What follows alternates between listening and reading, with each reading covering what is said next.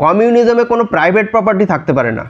Communism যদিও সোশ্যালিজমের একটা part, কিন্তু এদের মধ্যে কিছু ফান্ডামেন্টাল ডিফারেন্স রয়েছে।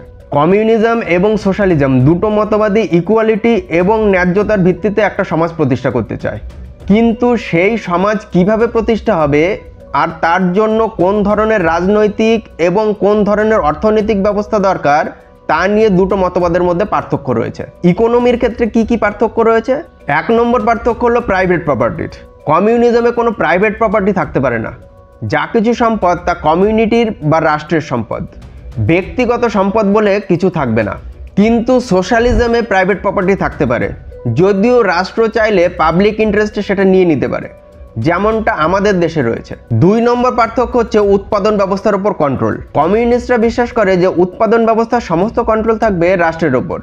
রাষ্ট্র ডিসাইড করবে যে কি উৎপাদন হবে এবং কতটা উৎপাদন হবে, সেটা বাজারের চাহিদার উপর নির্ভর করবে না। কিন্তু সোশ্যালিস্ট ইকোনমি মার্কেটের ডিমান্ডকে কমপ্লিটলি ইগনোর করে না। কমিউনিস্ট ইকোনমিতে প্রাইভেট সেক্টরের কোনো এক্সিস্টেন্স নেই, কেবলমাত্র পাবলিক সেক্টর হবে এবং সমস্ত ইন্ডাস্ট্রি গভর্নমেন্ট কন্ট্রোল করবে। কিন্তু সোশ্যালিস্ট ইকোনমিতে এই ধরনের কোনো রেস্ট্রিকশন নেই। সোশ্যালিস্ট ইকোনমিতে প্রাইভেট সেক্টর এবং পাবলিক সেক্টর একসাথে থাকতে পারে, কিন্তু কিছু ক্রিটিক্যাল সেক্টর যেমন হেলথ, এডুকেশন, ডিফেন্স প্রোডাকশন এগুলো রাষ্ট্রের হাতে থাকবে। 4 নম্বর একটা গুরুত্বপূর্ণ পার্থক্য হচ্ছে কমিউনিস্ট ইকোনমিতে প্রফিট করার জন্য কোনো প্রোডাকশন করা যাবে না। কমিউনিস্টরা বিশ্বাস করে যে যার যতটা ক্ষমতা আছে সে ততটা ইকোনমিতে কন্ট্রিবিউট করবে এবং যার যতটা দরকার সে ততটা ইকোনমি থেকে নেবে, কিন্তু প্রফিট মোটিভ নিয়ে কিছু করা যাবে না। সোশ্যালিস্ট ইকোনমিতে এরকম কোনো রেস্ট্রিকশন নেই।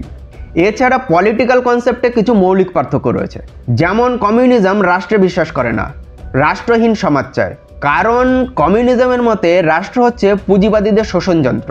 কিন্তু অন্যদিকে সোশ্যালিজম স্ট্রং রাষ্ট্রের কথা বলে, কারণ সোশ্যালিস্টদের মতে রাষ্ট্র যদি স্ট্রং হয় সেই রাষ্ট্র সাধারণ মানুষের ক্ষমতাকে সুরক্ষিত করতে পারে। আর একটা ভীষণ গুরুত্বপূর্ণ পার্থক্য হচ্ছে কমিউনিজম ডেমোক্রেসিতে বিশ্বাস করে না। কমিউনিজম ডিক্টেটরশিপ অফ প্রলিটেরিয়েট বা শ্রমজীবী মানুষের ডিক্টেটরশিপের কথা বলে, কিন্তু সোশ্যালিস্ট পলিটি ডেমোক্রেটিকও হতে পারে।